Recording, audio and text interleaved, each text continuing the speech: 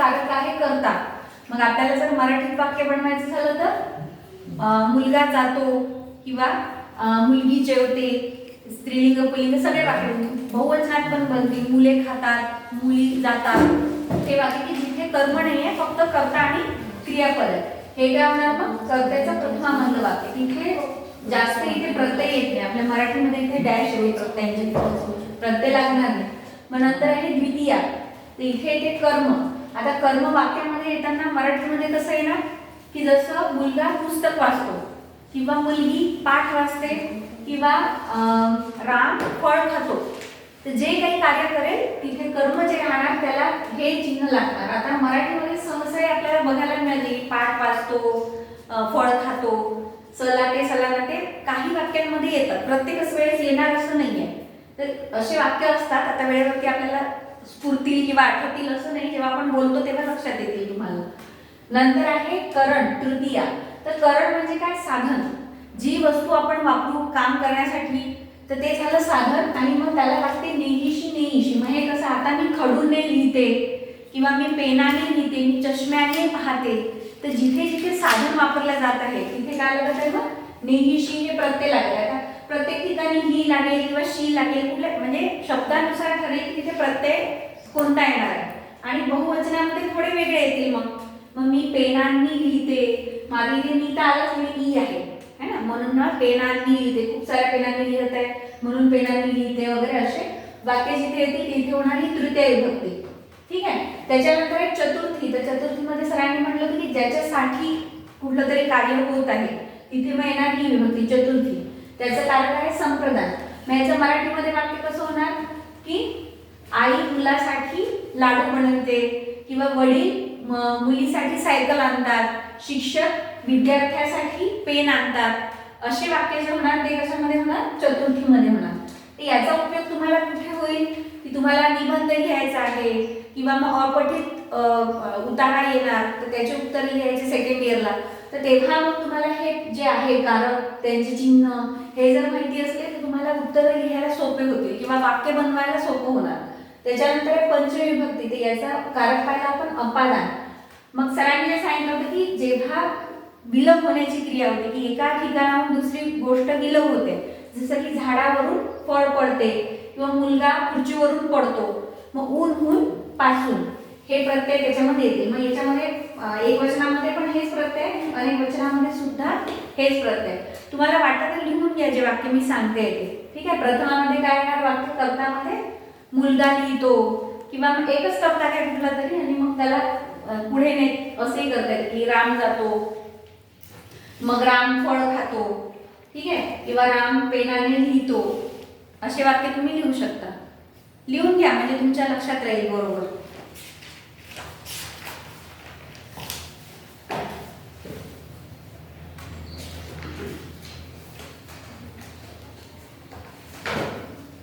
कुठलेही वाक्य बनवू शकतो आपण. रामाच्या जागी मुलगा लिहू शकतो, मुलगी लिहू शकतो. तुम्हाला जे कन्व्हिनियंट, स्वतःचं नाव लिहू शकता तुम्ही, तसेही होऊ शकते.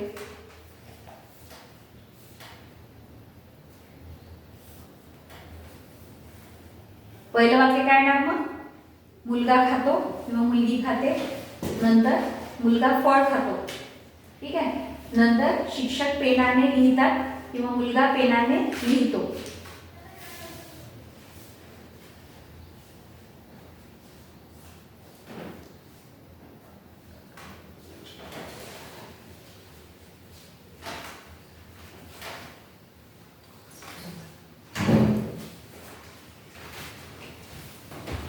ही पण एक चेअर खाली आहे.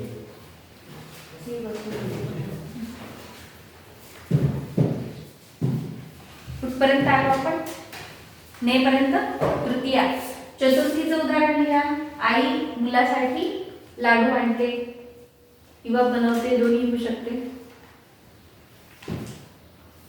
किंवा शिक्षक विद्यार्थ्यासाठी पुस्तक आणतात.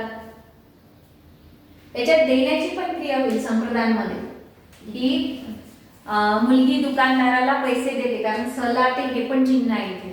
ठीक आहे. इथे पण चतुर्थी विभक्ती होते कारण.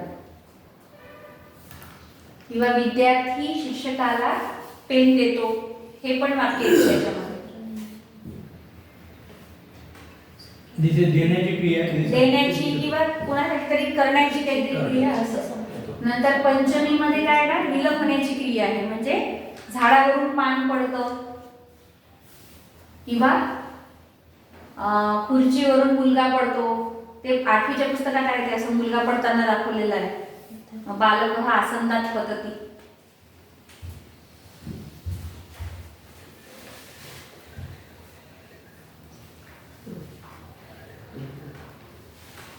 नंतर षष्टीचा आहे संबंध. तर इथे रामाचा मुलगा दशरथ किंवा दशरथाचा मुलगा राम किंवा स्त्रीलिंगामध्ये येणार सीतेचे पती राम. ठीक आहे, चाचीचे चेचाची. दशरथस्य पुत्र राम, रामस्य पिता दशरथ.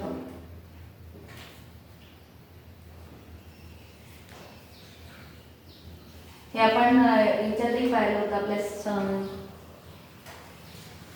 जेव्हा शिबिर घेतलं होतं संबोधन भाषावबोधन. नंतर आहे सप्तमीमध्ये अधिकरण, म्हणजे जिथे आधार आहे, कुठेतरी बसलोय आपण किंवा कुठे वस्तू ठेवलेली आहे, तर मध्य आणि वर हे 2 मेन आहेत त्यामध्ये. तर हातामध्ये खडू आहे किंवा हातावर खडू आहे किंवा ग्लास मध्ये पाणी आहे किंवा बाटलीमध्ये पाणी आहे असं लिहू शकता तुम्ही.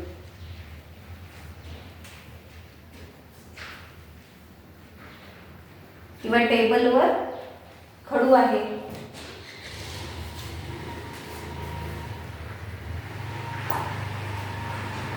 आणि संबोधन मध्ये तर हाक मारायचे असेल तेव्हा संबोधन वापरलं जातं. तर अरे राम इकडे ये किंवा हे मुलांनो लिहा वगैरे अशा सूचना पण जेव्हा देतो तेव्हा पण संबोधन वापरलं जातं.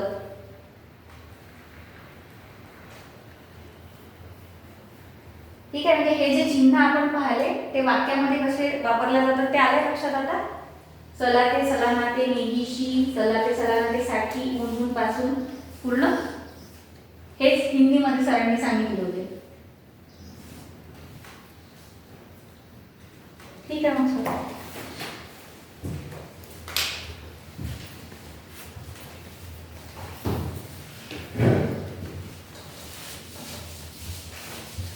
अभी सबसे मुख्य काम कि हमारे पास परीक्षा में जब प्रश्न आएगा कि आपको निबंध लिखना है या पत्र लिखना है, तो वो हमें मराठी में लिखकर नहीं आना, वो हमें संस्कृत में ही लिखना है. तो निबंध या पत्र लिखते समय जो हम वाक्य निर्माण करेंगे वो कैसे करना, तो उसी के लिए हमने ये पूरी भूमिका बनाई है. अब हम एक एक कारक लेकर के हम वाक्य बनाना शुरू करेंगे. ठीक है, हम कोई भी एक क्रियापद ले लेते हैं. जैसे कि हमने क्रियापद ले लिया पढ़ने, क्या लिया है. आप जितने भी हम वाक्य बनाएंगे उसमें से कोई एक वाक्य 2 वाक्य हम याद रखने के लिए लिख सकते हैं, लेकिन अभी सभी को एक एक वाक्य बनाना है. जिसमें बोलूंगा जैसा हमने क्रियापद लिया पठति, तो पढ़ने के लिए हमने शब्द ले लिया छात्रः पठति. क्या ले लिया, छात्रः पठति. तो ये हमारा हो गया कर्ता कारक, प्रथमा विभक्ति. पठति हो गया क्रिया, तो क्रिया जो व्यक्ति क्रिया कर रहा है वो हो गया कर्ता. कर्ता का मतलब क्या है, प्रथमा विभक्ति. मतलब छात्रः पठति, छात्र पढ़ता है. अब इसी के साथ में पढ़ना है द्वितीय विभक्ति कर्म कारक. अब छात्र क्या पढ़ता है, जिस वस्तु को वो पढ़ रहा है या जो भी चीज, जैसे मंत्र पढ़ रहा है तो मंत्रम पठति, वाक्य पढ़ रहा है तो वाक्यम पठति, संस्कृत पढ़ रहा है तो संस्कृतम पठति, पुस्तक पढ़ रहा है तो पुस्तकम पठति. तो जो वस्तु वो पढ़ रहा है, जिस वाक्य को पढ़ रहा है, गीत अगर गीत पढ़ रहा है तो गीतम पठति, रामायण पढ़ रहा है तो रामायणम पठति. तो छात्रः किम किम पठति, ये हमारे सामने एक प्रश्न है. छात्रः पठति क्या पढ़ता है, हमें स्वेच्छा से एक एक वाक्य बनाना है. कोई भी वाक्य बना सकते हैं अपन. छात्रः किम पठति, अस्तु भुवनेश्वर महोदय वहाँ वदतु. उपविश्य छात्रः किम पठति, एकं वाक्यं. पुस्तकं पठति. छात्रः पुस्तकं पठति. सम्यक् अस्ति. भवती वदतु. छात्रः ग्रन्थः पठति. ग्रन्थं पठति. भवती वदतु. प्रियंका महोदय. छात्रः रामायणं पठति. रामायणं पठति. भवती वदतु. छात्रः महाभारतं पठति. महाभारतं पठति. अब देखिए इसमें समझने वाली बात क्या है कि हमने जो ये वाक्य लिखा, छात्रः पठति, है ना. छात्र पढ़ता है. क्या पढ़ता है, तो बोला हमने लिखा ग्रंथ. अब ग्रंथ शब्द पुल्लिंग है, ग्रंथ शब्द पुल्लिंग है। छात्रः ग्रंथः पठति ऐसा नहीं होता। वाक्य क्या बनेगा? छात्रः ग्रंथम पठति। तो पुल्लिंग हो स्त्रीलिंग शब्द हो कोई भी हो, जब वो कर्म में प्रयोग किया जाता है तो उसमें क्या हो जाता है? सीधा समझ लीजिए कि अनुस्वार लग जाता है। क्या हो जाता है उसमें? अनुस्वार लग जाता है। ग्रंथ का हो गया ग्रंथम, है ना। पाठः का क्या हो जाएगा? पाठम। ठीक, ग्रंथः ग्रंथम, पाठः पाठम। जितने भी पुल्लिंग शब्द हैं उनको जब हम कर्म में ले लेंगे तो उसमें क्या हो जाएगा? विसर्ग के स्थान पर अनुस्वार लग जाएगा। ये हमें ध्यान रखना है। जब भी हम वाक्य बनाएंगे तो जो भी हमारा कर्म पद होगा उसको अनुस्वार लगाना है। ठीक है। इसी स्थान पर अगर मान लीजिए ग्रंथ की जगह होता कथा, क्या शब्द होता? कथा। तो कथा का क्या हो जाता? कथाम। छात्रः किम पठति? छात्रः कथाम पठति, है ना। तो अभी मैं कुछ एक शब्द बोलूंगा, उनके साथ आपको क्या करना है? उनको कर्म बनाना है। मैं कर्ता में बोलूंगा, प्रथमा विभक्ति में बोलूंगा, आपको द्वितीय विभक्ति बनानी है। जैसे ये सुधाखंडः, किमस्ति?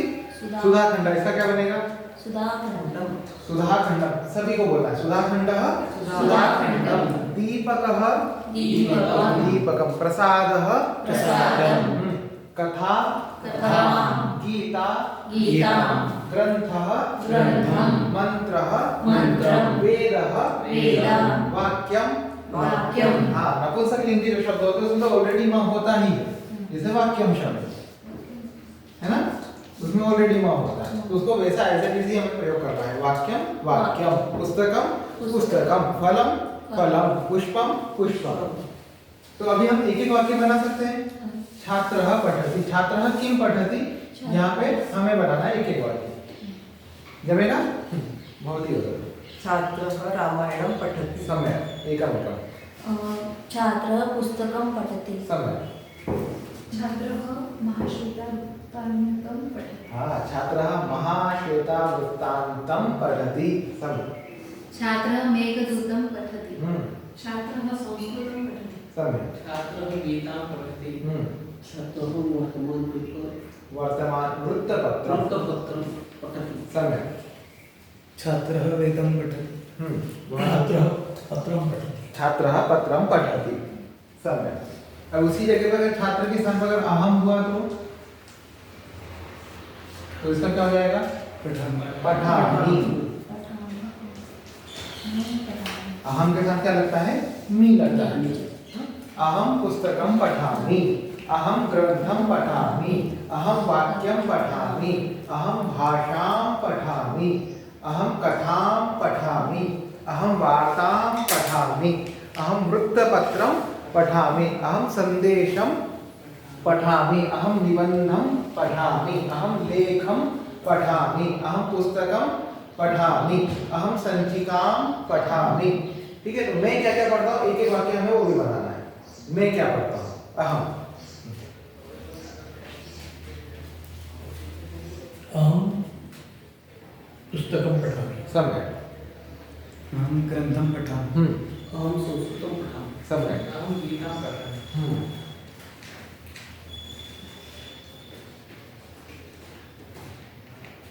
अहम अहं संस्कृतं पठामि। अहं वृत्तपत्रं पठामि। अहं पत्रं पठामि। अहम् अभिज्ञानशाकुन्तलं पठामि। समय। अहं रामायणं पठामि। रामायणं पठामि। तो देखिए हमने यहाँ पे बीच में जिसका प्रयोग किया वो हमारा क्या था? कर्म। बरोबर है। तो इस प्रकार से हमारा, अब हमें मान लीजिए हम लेटर लिख रहे हैं। क्या लिख रहे हैं? हम पत्र लिख रहे हैं। पत्र में हम ऐसे कौन कौन से वाक्य बना सकते हैं जिनमें कर्म लगता है? अपने अपने चिंतन से हमें बनाना है। जैसे हमने हमारे मित्र को पत्र लिखा, तो उसमें हम क्या क्या वाक्य बना सकते हैं? मित्र, अब हम मान लीजिए स्कूल से मिल रहे हैं, हमारे मित्र जो थे स्कूल में से, अब हम अलग कॉलेज में हैं, मित्र हमारा अलग कॉलेज में है, तो यहाँ हमारे पास क्या क्या विषय हैं वो बता सकते हैं। अहम गणितं पठामि, अहम विज्ञानं पठामि, है ना। अहम और क्या बना सकते हैं? तर्कसंग्रहं पठामि। और हम ऐसे क्या क्या कार्य करते हैं जो हमारे मित्र को बता सकते हैं? बोले जब से मैं इस कॉलेज में आया हूँ मैंने इतने इतने ये कार्य किए। जैसे अहम ग्रंथालय गच्छामि। हाँ, अहम ग्रंथालयं गच्छामि, अहम प्रतिदिनं ग्रंथालयं गच्छामि, अहम प्रतिदिनं कक्षां गच्छामि, अहम प्रतिदिनं व्यायामं करोमि, अहम प्रतिदिनं अभ्यासं करोमि। ठीक है, तो पत्र में हम ऐसे कौन कौन से वाक्य लिखते हैं जिनमें कर्म लगता है, एक एक वाक्य हमें बनाना है। अपने अपने मन से सोचिए, किसी भी प्रकार का पत्र आपके एग्जाम में आ सकता है, जिन वाक्यों में कर्म लगेगा वो वाक्य हम कैसे बनाएंगे, उसका हमें अभ्यास करना है। बनाएंगे मनुष्य, क्या बनाएंगे? भोजनं करोमि। हाँ, अहम भोजनम करोमि, समय आप बनाइए। अहं पुस्तकं पठामि। अहम प्रतिदिनं लेखनं करोमि। हाँ, अहम प्रतिदिनं गीताभ्यासं करोमि। वदतु। अहं प्रतिदिनं वृत्तपत्रं पठामि। पठामि। अब पठति के अलावा कुछ और बनाना है। पठति हमारा हो गया। हाँ, अहम जलम पिबति। जलम पिबामि। पिबामि। सम्यक्। अहं प्रतिदिने ग्रन्थालये प्रतिदिनं ग्रन्थालयं गच्छामि। अहं ग्रन्थालयं गच्छामि। अहम श्लोकं स्मरामि। अहम श्लोकं स्मरामि। सम्यक्।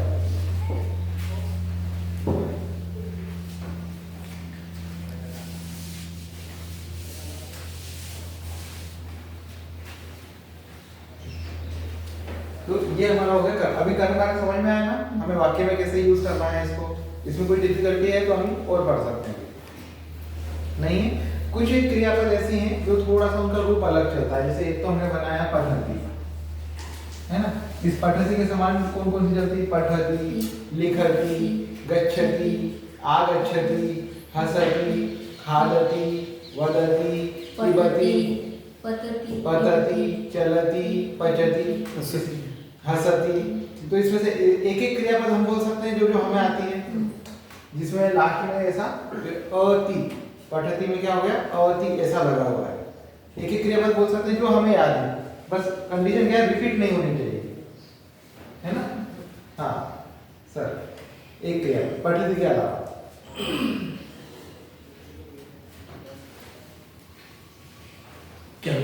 चलति, क्रीडति, नृत्यति, नृत्यति, गायति, खेलति, आनयति, स्मरति, गच्छति, पचति। इसमें से कोई ऐसी क्रियापद जिसका मीनिंग हमें नहीं पता, अभी पूछ सकते हैं। अभी इतनी सारी क्रियापद है ना, आपने से सबका मीनिंग पता है? पचति मतलब जेवण बनवणे, पकाना। हाँ। स्मरति, नृत्यति,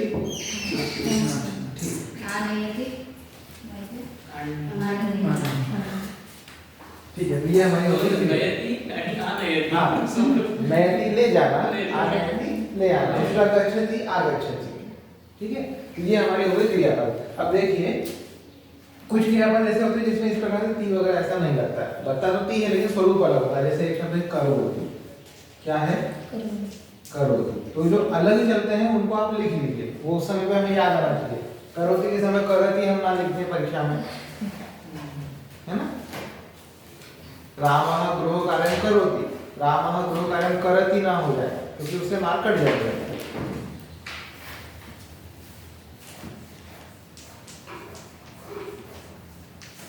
जानाति, इसको जानती लिख देते हैं कई बार गलती से। करत आहे, हो, करोति में करत आहे। जानाति, यहाँ पर भी कंफ्यूजन होता है। जानती है, जानता है।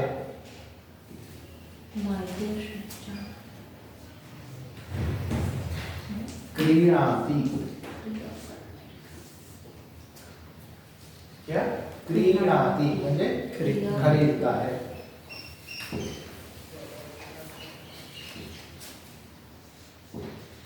ददाति,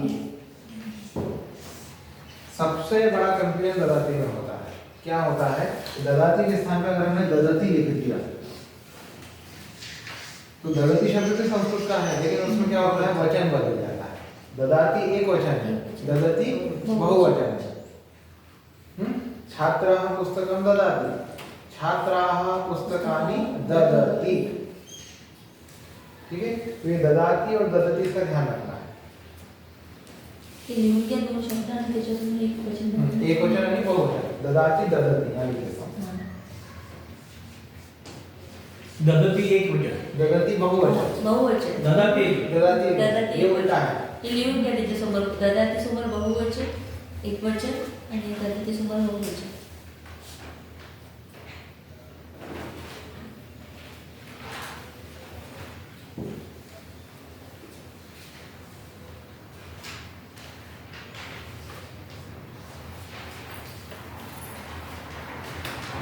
गृह्णाति.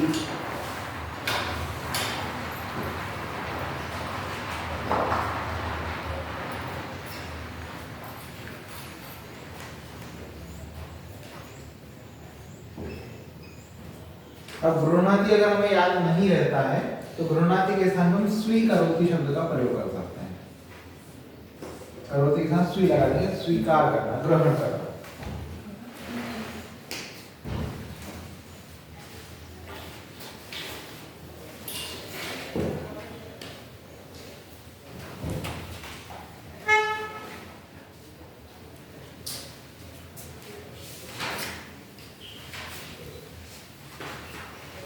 ये अभी इनके साथ एक एक वाक्य बना सकते हैं. जैसे स्वीकरोति. छात्रः पुस्तकं स्वीकरोति. शिक्षकः सुधाखण्डं स्वीकरोति.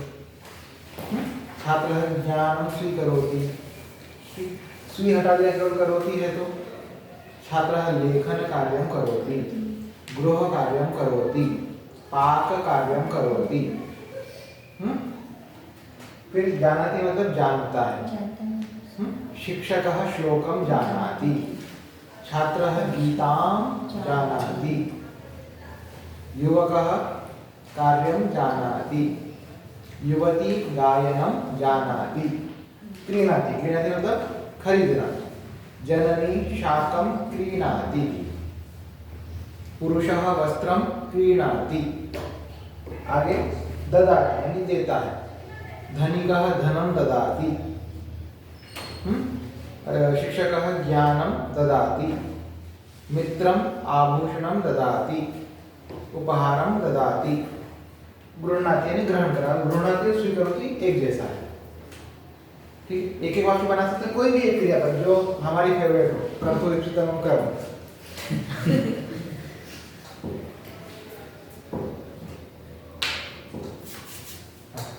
आप बना सकते हैं एक वाक्य कोई भी एक क्रियापद से. रामः पुस्तकं क्रीणाति. सम्यक्. रामः पुस्तकं क्रीणाति. जिसको आता है बना दीजिए. वो बहुत सारे तो हैं. शिक्षक सुधाखंड शिक्षकः. शिक्षकः सुधाखंड स्वीकरोति. सुधाखण्डं स्वीकरोति. कर्म लगाना. सुधाखण्डं. रामः सर्वं जानाति. रामः सर्वं जानाति. शिला शाटिकां क्रीणाति. सम्यक्. रामः धनं ददाति. रामः धनं ददाति.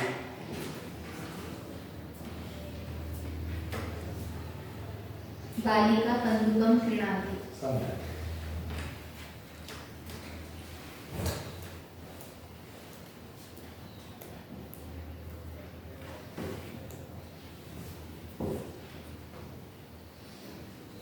मैंने एक वाक्य बनाना पड़ेगा. आपके साथ 3 ही बचे हैं.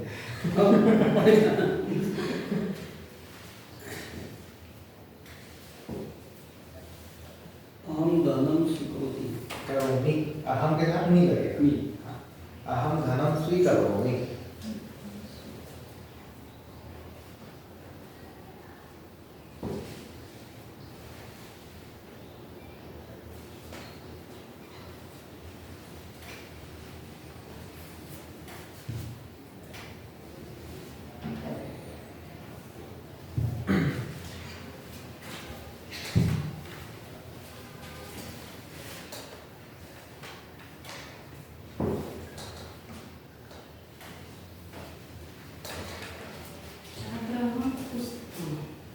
छात्रः गृहकार्यं करोति. हाँ, छात्रः गृहकार्यं करोति. अच्छा शब्द का संस्कृत में अच्छा.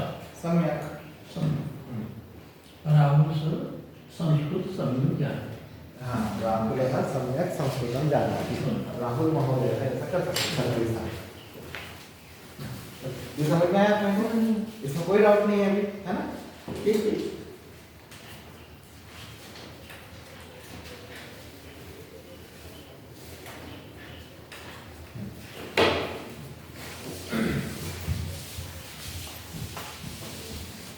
अब जितने भी वाक्य हमने बनाए हैं वो सभी वाक्य क्या थे? एक वचन के वाक्य थे, है ना? अब हमारे पास निबंध में, पत्र में हमें कुछ बहुवचन के वाक्य भी बनाने पड़ सकते हैं। तो शब्द पहले हम देखते हैं। जैसे हमने पुल्लिंग शब्द लिया था राम, है ना? या फिर हमने शब्द लिया था छात्र। तो इनका जब हमें बहुवचन बनाना है तो कैसे बनाएंगे? राम का क्या होगा? रामा। छात्र का क्या होगा उसी प्रकार? छात्राः। ठीक है, मैं एक वचन शब्द बोलूंगा, आपको उसका बहुवचन बोलना है।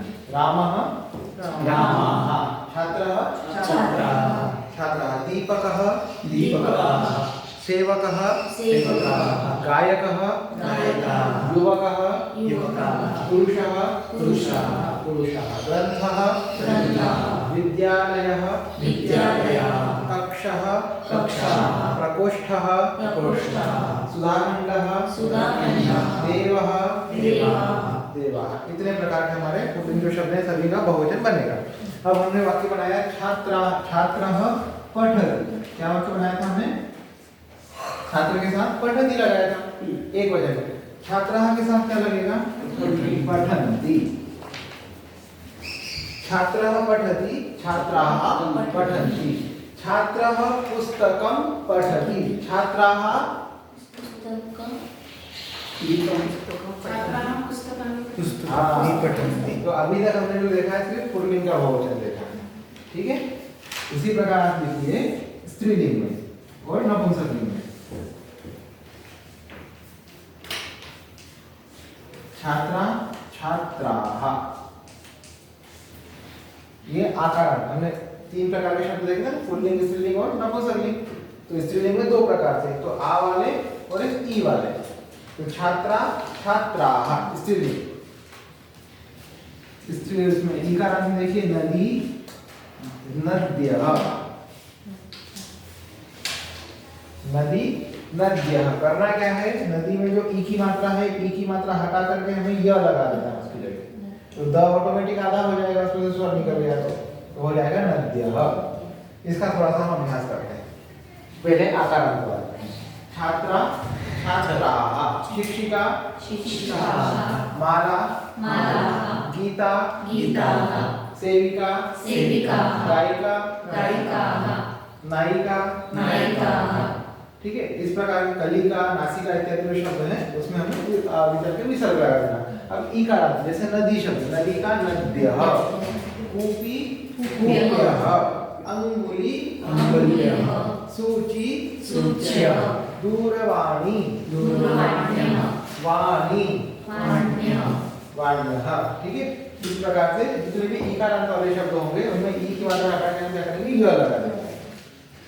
अब देखिए छात्रा के साथ हमने क्या बनाया? छात्रा पठति, छात्राः पठन्ति। ठीक है, अब लिख लीजिए नपुंसकलिंग शब्द। पुष्पम,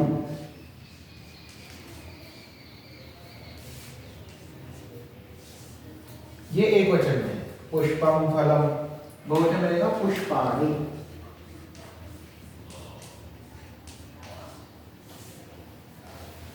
पुष्पम पुष्पाणि, फलम फलानि, गृहं गृहाणि,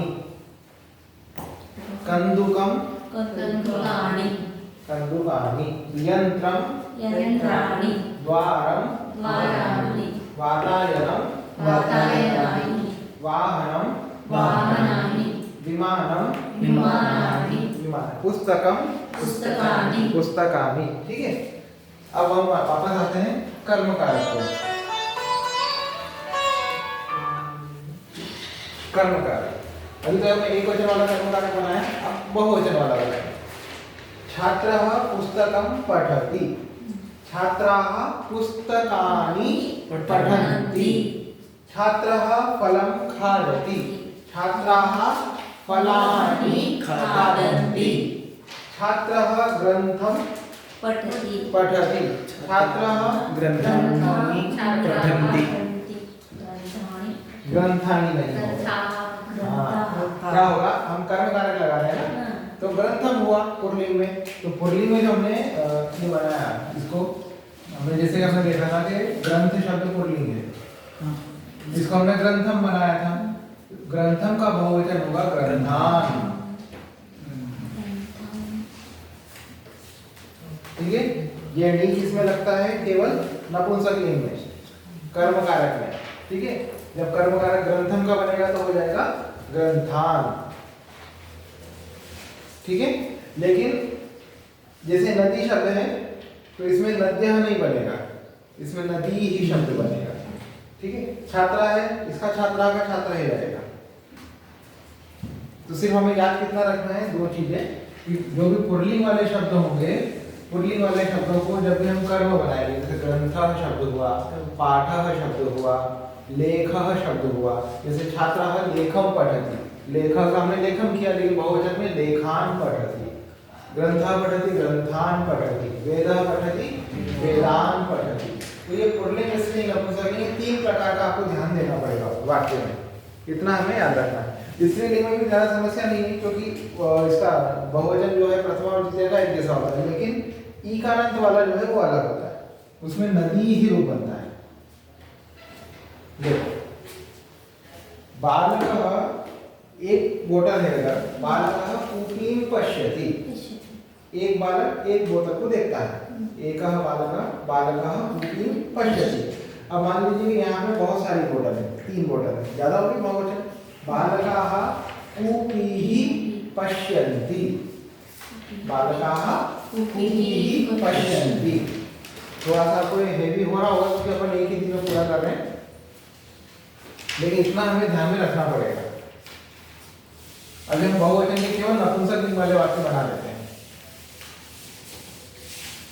ये वो इजी है। एक एक वाक्य बहुवचन का बनाएंगे, जैसे शिक्षकः वाक्यम वदति, मैं एक वचन वाला वाक्य बोलूंगा पूरा, आपको उसको बहुवचन में कन्वर्ट करना है। शिक्षकः वाक्यम वदति, बहुवचन क्या होगा, शिक्षकाः वाक्यं वदन्ति। हाँ, सब में नी लगेगा, सब जैसे पुष्पम पुष्पाणि फलम फलानि, सब में नी लगाना है। ठीक है, युवकः फलं खादति, युवकाः फलानि खादन्ति। महिला उपनेत्रं क्रीणाति,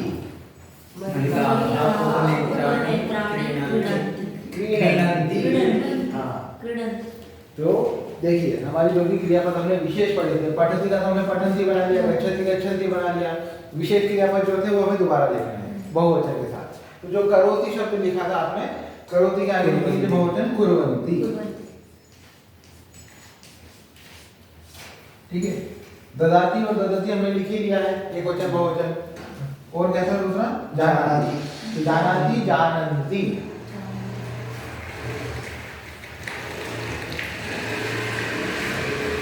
और क्या था, गृह्णाति,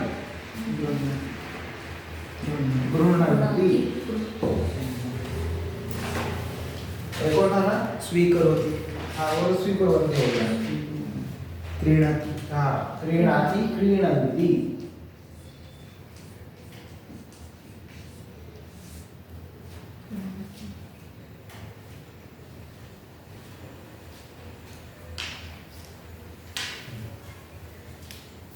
तो फिर एक वचन का वाक्य है, पुरुषः वस्त्रं क्रीणाति, बहुवचन में बनाएंगे इसको। पुरुषः वस्त्राणि क्रीणन्ति। हाँ, एक और धातु है शृणोति,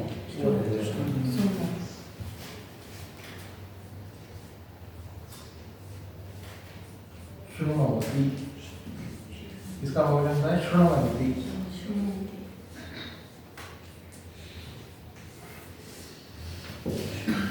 सुनना,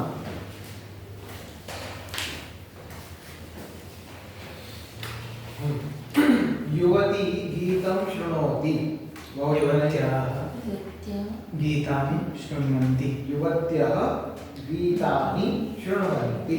सम्यक्।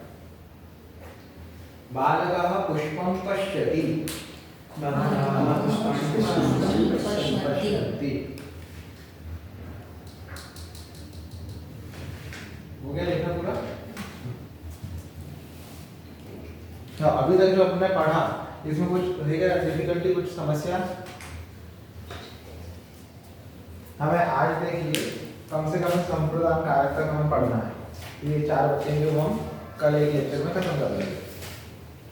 अभी तक हमारे केवल 2 हुए हैं, कर्ता और कर्म, करण संप्रदान बाकी है। इतना हुआ समझ में? कोई समस्या नहीं? तो नदी वाला नहीं। हाँ, नदी वाला है। नदी में देखिए कैसा है, नदी नद्यः नदी समझ नदियों गया। नदी बीच में हाँ, वो जो मैंने नदी ही बताया वो क्या है? नदी या कोई भी इनका अर्थ मान लें। हाँ, प्रथमा का एक वचन, इसका बहुवचन क्या हो गया? नद्य। तो इका निकाल के ये लगा। हाँ, ई को निकाल करके यह लगाइए, तो ये तो सीधा सीधा बहुवचन हो गया कर्ता में। किसमें हुआ ये? कर्ता में। जैसे नदी प्रवाहती, बहुत सारी होगी तो नद्यः प्रवहन्ति, ठीक है। लेकिन हमने बोला ऋषि नदीं पश्यति, ठीक है। ऋषि किम करोति? नदीं पश्यति। तो जब इसका कर्म बनाया हमने तो नदी का क्या कर दिया? नदीं कर दिया, है ना। उसी प्रकार जब बहुवचन में इसका कर्म बनाएंगे तो बनेगा नदी ही, ठीक है। ये कर्ता कारक है, प्रथमा विभक्ति है। प्रथमा विभक्ति एक वचन नदी, बहुवचन नद्यः। उसी प्रकार जब इसी का हम कर्म बनाएंगे तो नदीं और नदी ही। ये इकारांत के लिए विशेष है। ऋषि ही नदी ही पश्यन्ति। हाँ, तो ऋषि का जो है बहुवचन में ऋषयः। ऋषयः बहुत सारी नदियों को अगर देखते तो ऋषयः नदी ही पश्यन्ति। और एक नदी तो ऋषि एक नदी होगा तो नदीं पश्यति, नदीं पश्यति। ठीक है। बहुत सारी नदियां होंगी तो नदी ही, कोई भी कारण दे दीजिए ऐसा बनेगा। कर्ता बहुवचन नहीं होगा। कर्ता नहीं, जरूरी नहीं है, एक वचन भी हो सकता है ना। अब जैसे मान लीजिए एक बालक है, वो सारी बोतलें देख सकता है ना, तो बालकः कूपी ही पश्यति। अपन अभ्यास के लिए बना रहे ताकि भाई हमें बहुवचन का भी अभ्यास हो।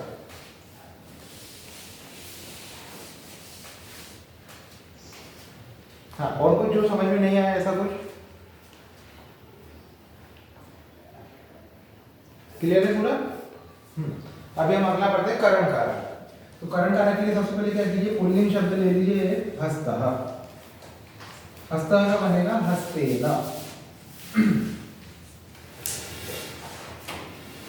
सीधे सीधे हस्तः का क्या बनेगा? हस्तेन। तो पुल्लिंग और नपुंसकलिंग दोनों एक जैसे चलते हैं। प्रथमा और द्वितीय विभक्ति थोड़ी अलग होती है, तृतीय विभक्ति से आगे के पुल्लिंग और नपुंसकलिंग एक जैसा रूप बनेगा। हस्तः हस्तेन। स्त्रीलिंग में देखिए जैसे आ वाला शब्द है, शब्द है हमारा नासिका। तो नासिका के स्थान पर क्या हो जाएगा? नासिकया।